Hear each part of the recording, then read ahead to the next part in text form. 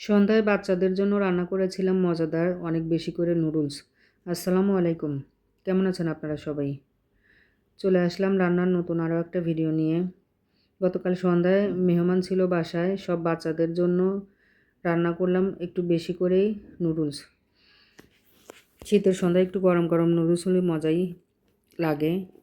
যাই হোক, নুডলসটা রান্না করার জন্য প্রথমেই আমি চুলায় পানি বসিয়ে পানির মধ্যে গাজর একটু হালকা ভাপিয়ে নিয়ে তার মধ্যে দিয়ে নিলাম নুডলস আর ফ্রোজেন করে রাখা মটরশুঁটি।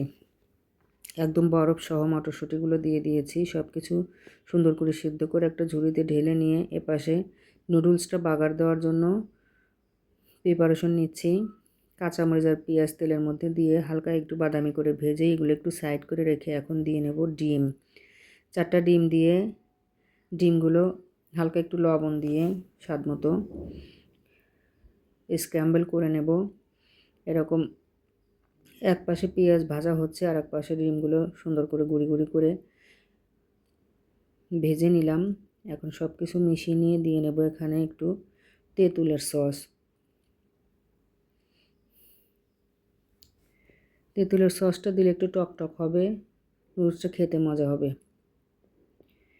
সস দিয়ে আবারও কিছুক্ষণ ভেজে সিদ্ধ করে রাখা নুডলসগুলো দিয়ে নেব।